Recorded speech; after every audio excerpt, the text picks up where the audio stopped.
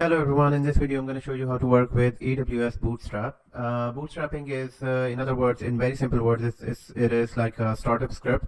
So when the server starts and you want some commands to be run in the beginning, in the beginning when the server is starting up, those commands are written and saved in Bootstrap. So by definition, bootstrapping is setting up a repeatable process from which additional AWS resources can be created. Bootstrapping refers to creating a sustainable startup process that can run on its own, and in the context of AWS, it typically means that the process needed to get all the application up and running on EC2 instance. If you're already working in IT industry and working on servers, it's just a startup script. So I'm going to create an instance. So in this case, I'm going to create a Linux instance. So here I'm going to select this. We are going to go with T2 micro, the one, and here on this configuration number 3, configure instance, right at the end, here is something where you can put in some commands that can be used for Bootstrap image. Now for Bootstrap, I have so there are some commands. I'm going to just bring it up. You can write one by one command here, or you can just copy it from over the internet and then use those commands as Bootstrap. So these are the commands. I will put these commands in the description section of the video. So the first command is basically says that where these commands are. This is in the bin and bash folder. Secondly, yum update. You want to update that VM. One thing to make sure that these commands are all small letters. And secondly, okay, so I'm going to just make some adjustments here. Yum install HTTPD. What this basically does, it will install a web server. It will install a web server in this Linux machine, and it will start the service.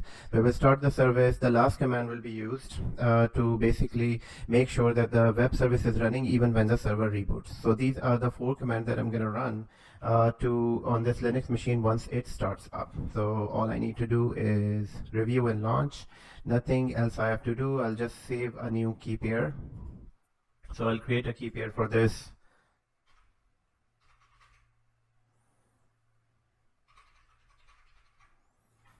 So this is Linux web server key, and I will download this key pair and launch the instance.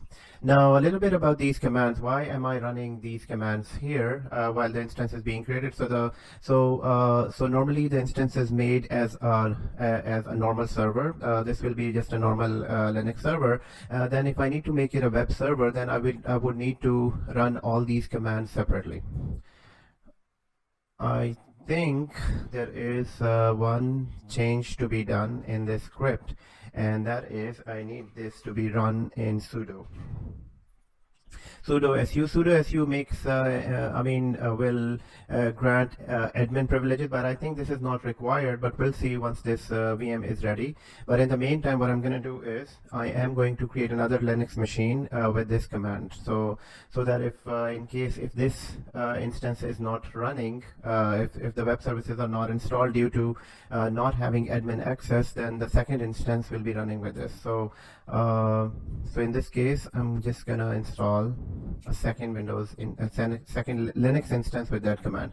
Now, can I make the changes?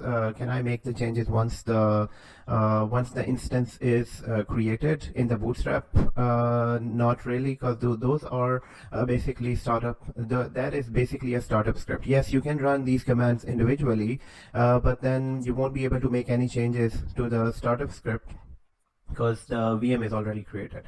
So here I'm just going to go down in this, and so why am I creating this? Because I think I forgot to add sudo su. But normally when the server or the instance starts, it starts with the system settings. It runs with the system service.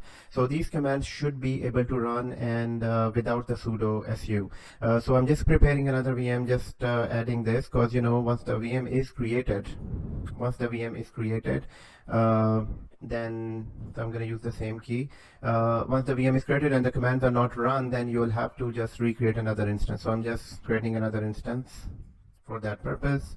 So so the one with this ending with 1D is my first VM instance, and the second one is 9F is the new one with sudo access. So here I'm just gonna name them. So this one is Linux web server 01.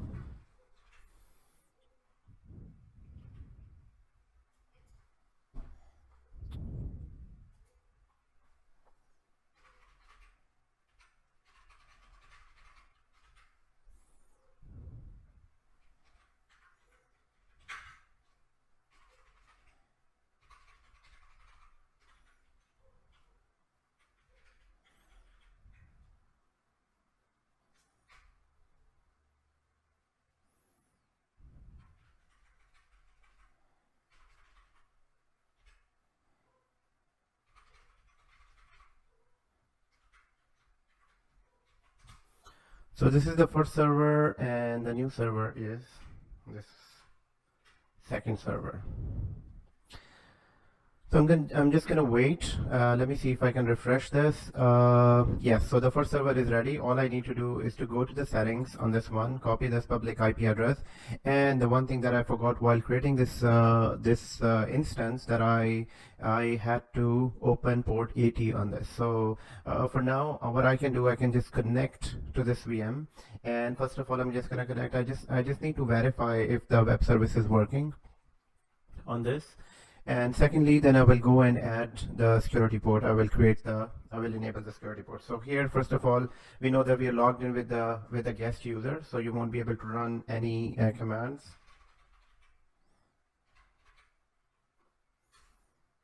So service, I just want to see the status of this. Okay, it's running. So we don't need to run sudo su for this. So service is running, web service is installed on this. The Bootstrap was ran successfully on this. Now the next thing that I need to do is to access to allow port 80 so that the web server can work. So here I'm just gonna try to access it. It won't open obviously because the port is not open. In order to open the port, I'm gonna go back to the instance and go down to security settings. And in the security setting right here, I need to add port 80. So within this, all I need to do is edit inbound ports. And then here, I'm just going to add a port called HTTP port 80. This will be open for everything. Here I can select anywhere, and that's it. So, and save rules. And here, as soon as I'm back, I will try to access it, and it is still not accessible. Yes, it is accessible and the website is working. So this is how we can use a Bootstrap script or the startup script and add it to a EC2 instance. Thank you for watching this video.